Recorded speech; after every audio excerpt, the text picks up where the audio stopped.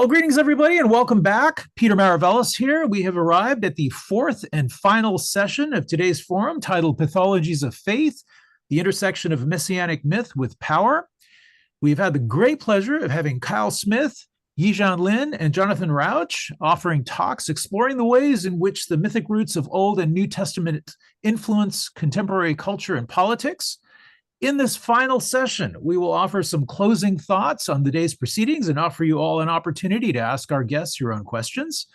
As we wind it down today, I would like to offer my gratitude to Catrice Campbell of the University of California Press, also Christian Purdy and Elizabeth Pelton of Yale University Press for their part in making today happen. We are, of course, beaming to you from the unceded ancestral homeland of the Ramaytush Ohlone people. We acknowledge the privilege and honor of being in this space. So I'd like to address at the beginning the collision between religiosity and democracy. What do an engaged and informed citizenry really need to understand about what's happening right now? I mean, in the light of the themes that have emerged in today's talks, and in what ways do each of you think we can do the most in support of democratic principles, but moreover, just kind of like help along this very, very difficult process that we're kind of experiencing? Anyone?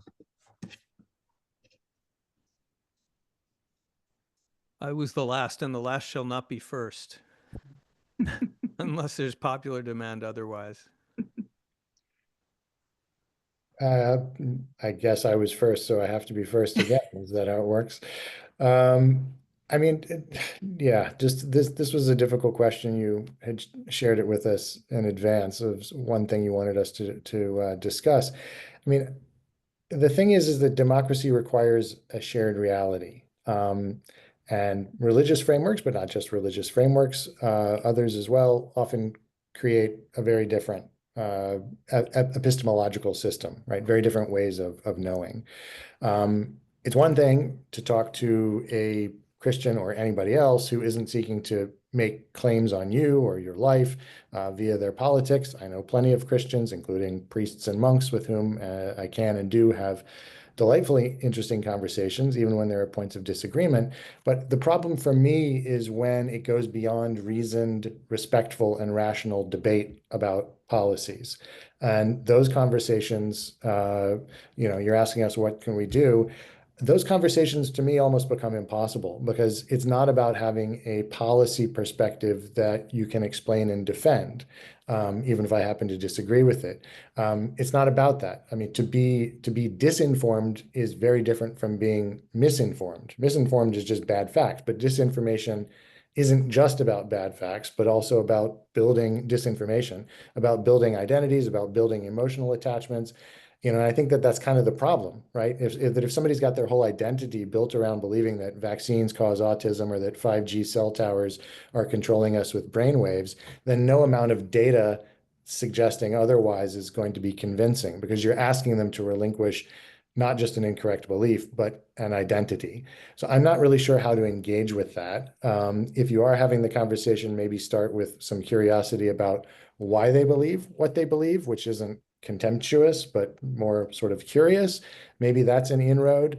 But I'd be very curious to hear what other people have to say, because at this point, I'm kind of throwing my hands up.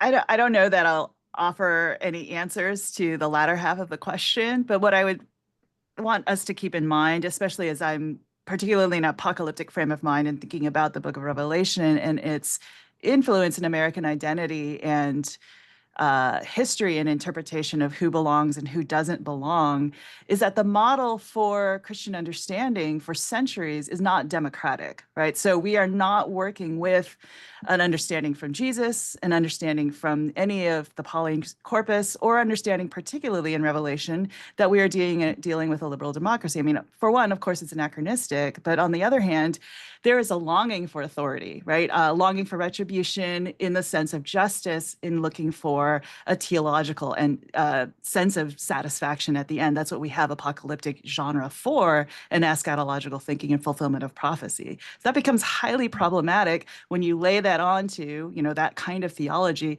onto our current process, which I would say is stoking a lot of the desires of Christian nationalism and the New Apostolic Reformation, which believes in Christian dominion, right? So we have Revelation, the final idea of what God's kingdom is modeled on empire. It's modeled on the very thing which it critiques, which is the Roman Empire. So what do you do with a theological text like that?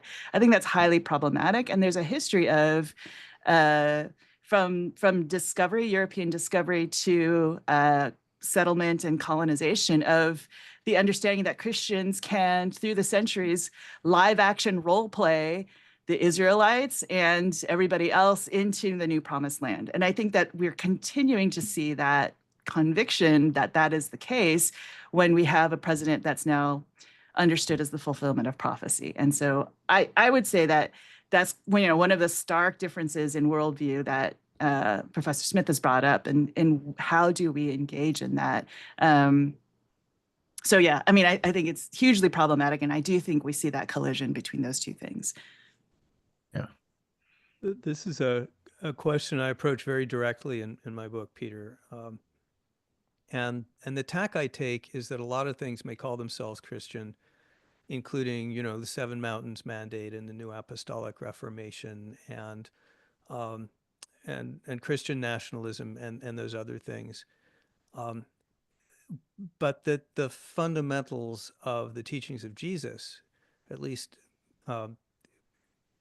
key fundamentals, are very consistent with the way a liberal democracy works, and of course very different from the kind of visionary narrative of Revelation, which I've always thought was an extremely peculiar and disturbing book. I'm told, John, you would know this, but I'm told that at one point it was disputed whether that was to be considered an inspired book, and I guess the good guys lost. Because it's so inconsistent with so much of the teaching of Jesus, as well as so much of the teaching of Judaism. And it's inspired so much misunderstanding about, spiritual warfare and whatnot. But the core teachings of Jesus, don't be afraid, imitate Jesus, and forgive each other, are deeply consistent with Madisonian democracy. And the idea of my book is to try to recall Christians, well, really white Protestants' attention to that, and try to urge them to cultivate, to elevate the teachings of Jesus that are consistent with liberal democracy, and to notice that some of them actually now want to do that.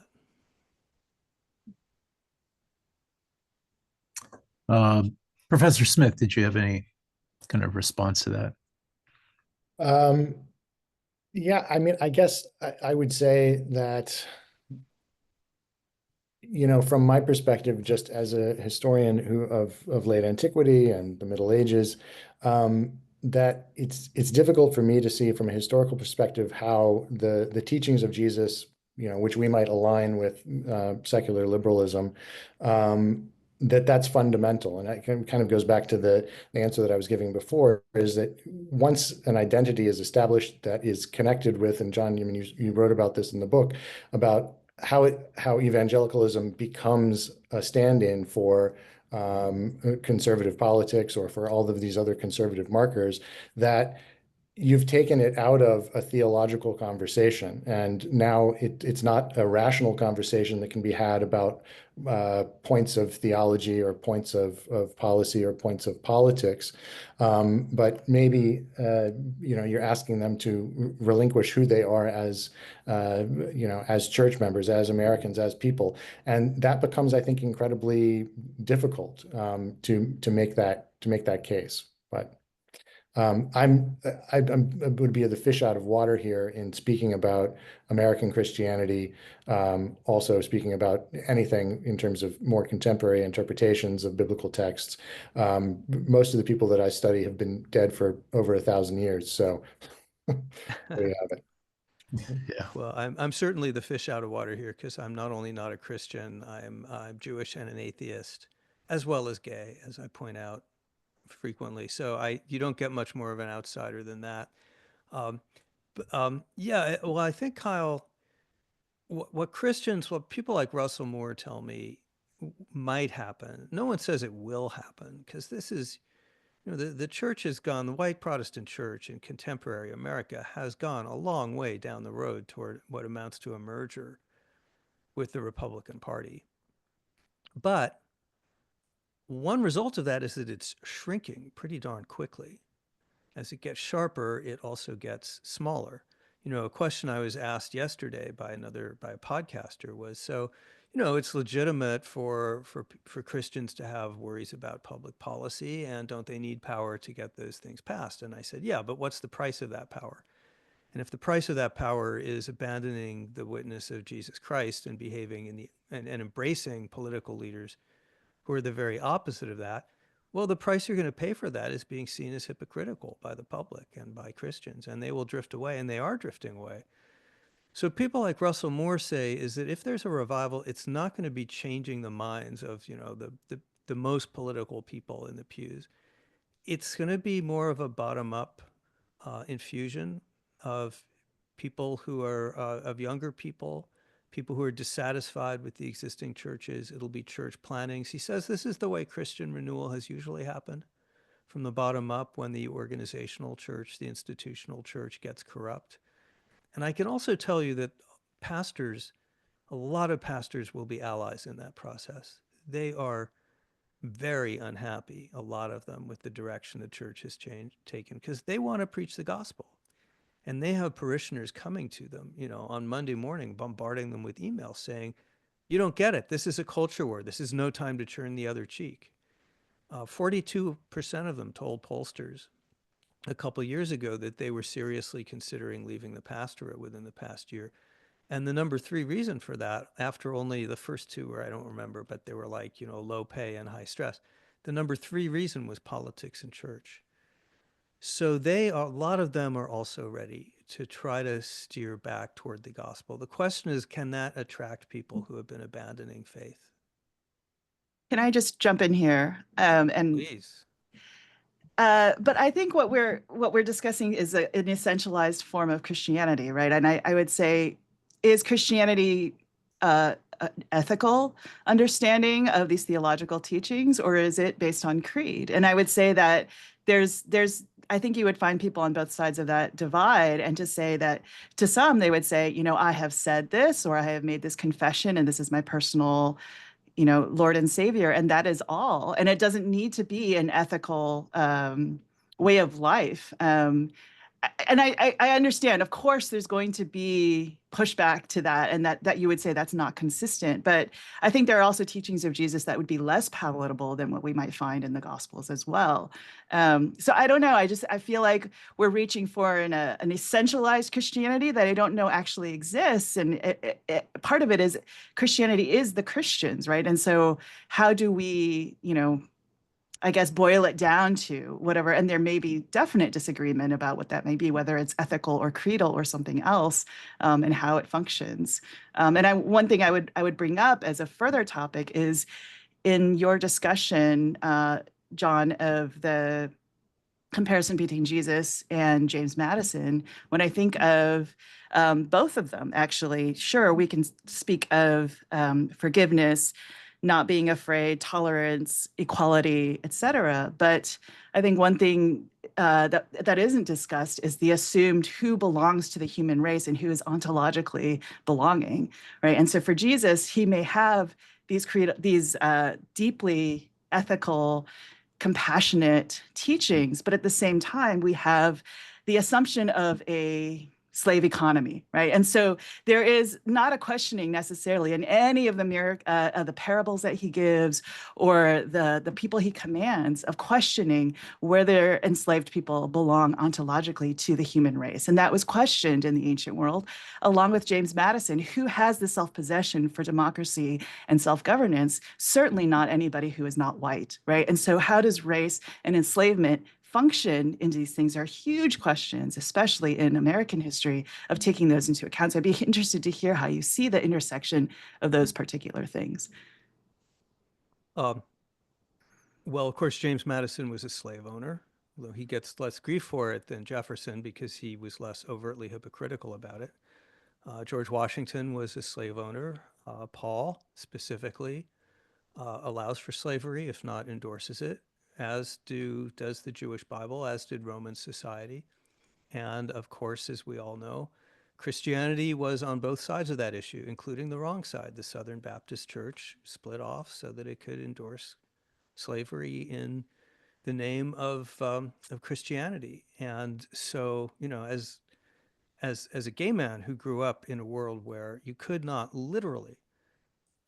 spin the car radio dial on a Sunday morning without hearing a Christian preacher explain why homosexuals were bringing God's wrath down on the country and seducing children, and we were a stench in God's nostrils. I am the first to agree that Christianity, like many human institutions, has a very dark side, and I feel like I was targeted by that dark side and suffered for it. And of course, people who were enslaved and marginalized did too. That said, it also can't be gainsaid that Christians also played an important role in ending slavery. And we often forget, you know, we talk about Dr. Martin Luther King. We forget he was really Reverend Dr. Martin Luther King. He was a profoundly theological man with a deeply developed civic theology, and one that was not only deeply grounded in the teachings of Christ, but wound up being very effective and positive. And so I am not someone, you know, you'd have to be illiterate to say Christianity is any one thing or any three things. Of course, as Kyle says, it's, and as you say, well, one of you anyway, it's a lot of Christians believe and do a lot of different things. That said, I do think that the most central teachings of Christianity, and the ones that I hope to draw upon and that I hope Christians will elevate, are those which have driven the American experiment in the right direction. And those that over time, you know, Christians were the big opposition in the same-sex marriage debate, which was the cause of my life for 19 years. So again, I have no illusions. But I also think that there is tremendous material to work with in those core doctrines of Christianity. And I guess finally, to the notion that Jesus would not have compassion for the slave, I don't think that's right. You know, I keep thinking of the parable of the Good Samaritan. You know, these people were enemies. I the didn't say he wouldn't Samaritan have and the Jew. compassion, but yeah. So, you know, every religion's a mixed bag. But the question is there enough to work with so that Christianity could become a more positive force in our culture and politics? I think, I mean, well, maybe the answer is no, but in that case, I don't know where we wind up. Mm. I don't know. What do you guys think about that? I mean, is there enough there that's still alive in Christianity to become a healing force rather than a divisive force in our country? I think most certainly in certain churches among certain communities. You know, we've spent a lot of these past few hours talking about right-wing evangelicals, Christian nationalism, and other sorts of things. But there are plenty of Christians, plenty of Christian churches, plenty of Christian communities that devote themselves to serving the poor, helping the sick, working against war and weapons of war. There is a lot of richness there that would align with any, you know, secular liberal. I think it's the question, though, of right now where the power structures lie and what is the particular focus that is being brought to bear upon them. And I wish I had your optimism, John, for the future. I mean, maybe it's just these past 3 months that has really brought me down, but it certainly has been. But it's difficult for me to see that optimism taking fruit in the next few years. I'll say amen about the last 2.5 months for sure. And I'll say, I don't know that I'd say I'm optimistic. I'd say I'm hopeful. But yeah, and that my book is kind of a, you know, maybe it's a long shot. I just felt like it had to be said. I'm talking too much. I teach at Yale Divinity School, and I do have amazing students, and it gives me a lot of hope. I don't speak to dampen hope. I think what I do see is many of my students who, we are still a divinity school of mostly mainline Protestants here, but also other folks who are not religious necessarily, but working in nonprofits, going on to a social organization. And so I see a lot of cohesion in terms of what we want to do as a community at the Div School, which is hopeful. But I think one thing that I go back to again and again, also from our different perspectives, is when we interpret the power that we have to be ethical creators of what our interpretation is, rather than relying on an essential thing that we're going to dig out of the biblical text. And so that's one thing. But I do see that motion towards compassion and ethical humanity and justice in my students. So I think I am very hopeful in that regard. So we have some questions coming through the chat. Susan comments, do we need to reframe the question without looking for a historical or scholarly answer, but to say that there is a meanness in our environment that is being fueled by technology and grudges? This is, again, something that I've addressed in my book and in conversations about the book. And the form in which the question comes is slightly different than the form it's stated by Susan Lippman here. But it's, look, we live in a very scary world, right? So isn't it right for Christians, white Protestants, to be scared? You've got this environment, which is very challenging. You've got the cell phones and the pornography and, the secular schools, which they worry about.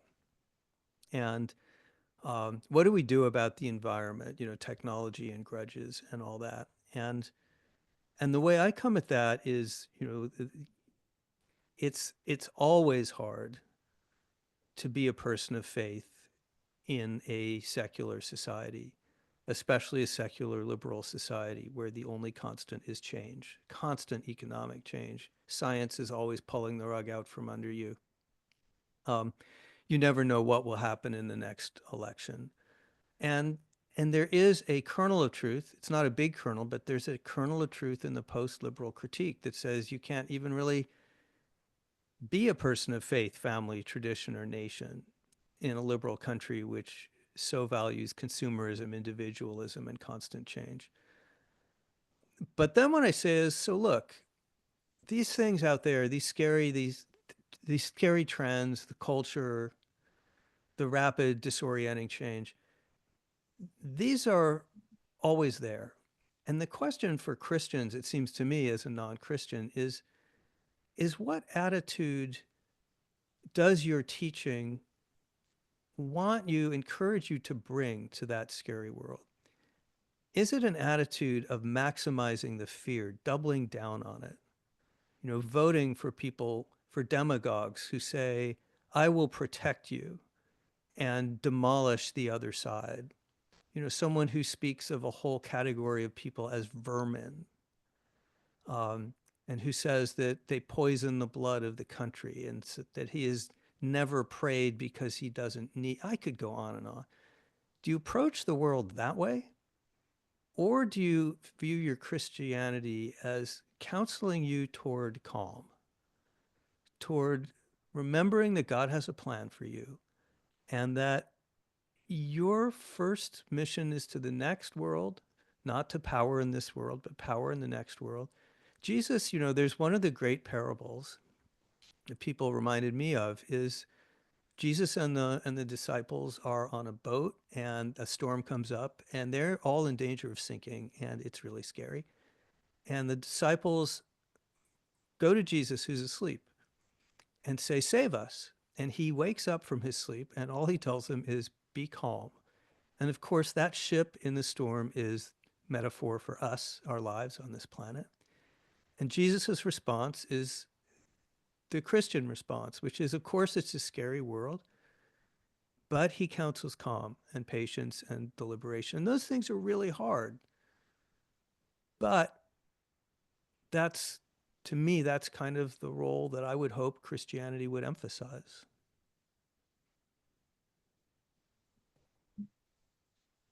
Anti-apocalyptic, by the way.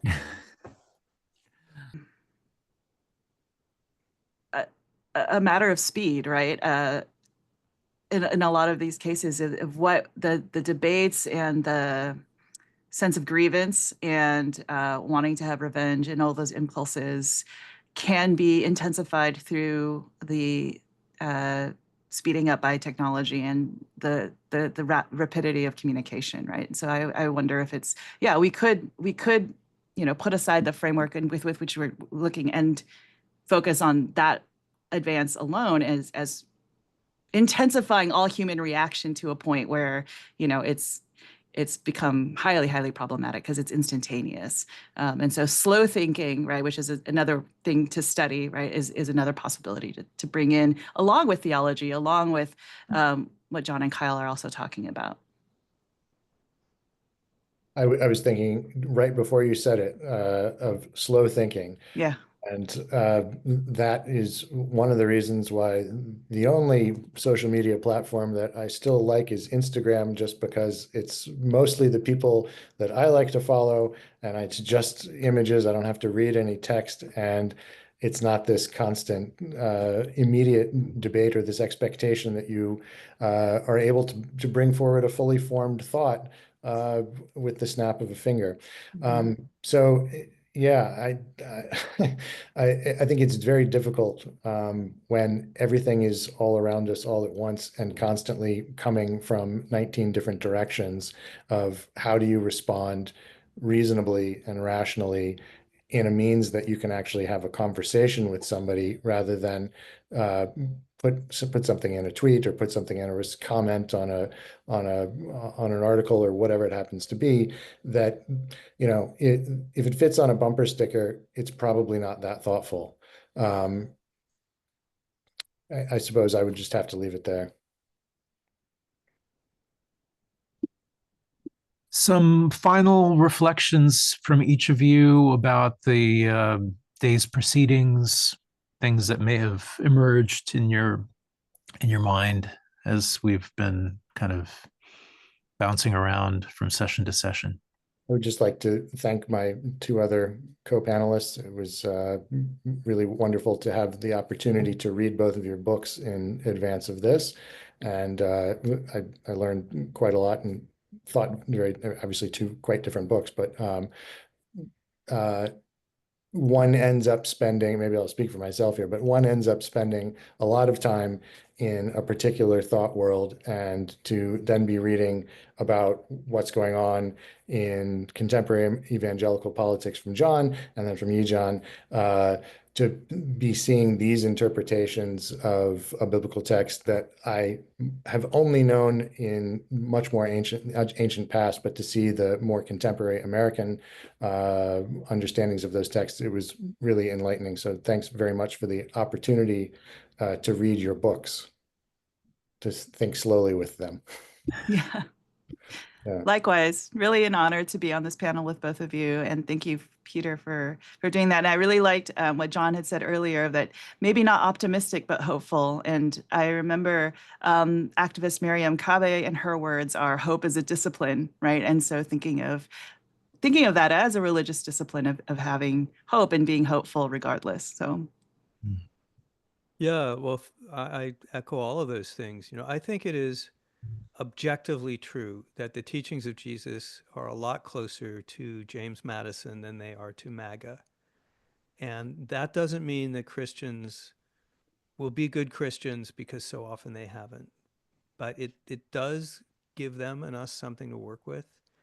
What I've learned in this, not just this conversation, but a lot of conversations, is how little I actually know and understand about the immense depth of Christianity as a phenomenon. So many aspects, so much history. And I only, I'm the blind man with the elephant, just touching the tail.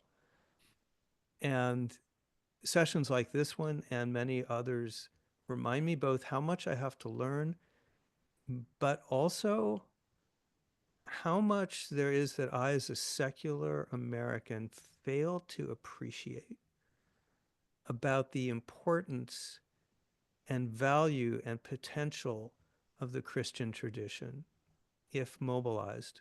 And that's what I ultimately try to take away.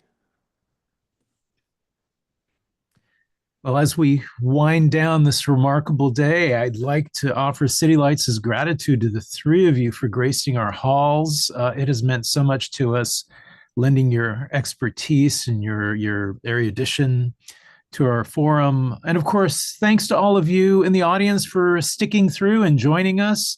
As mentioned before, we have posted links in the chat function of your Zoom dashboard with which you may purchase books from all of our participants, or better yet, if you're in the hood, please come down, pay us a visit. We're located in San Francisco's historic North Beach district near the corner of Columbus and Broadway. We are open 7 days a week. Our hours are 10 a.m. to 10 p.m. every day.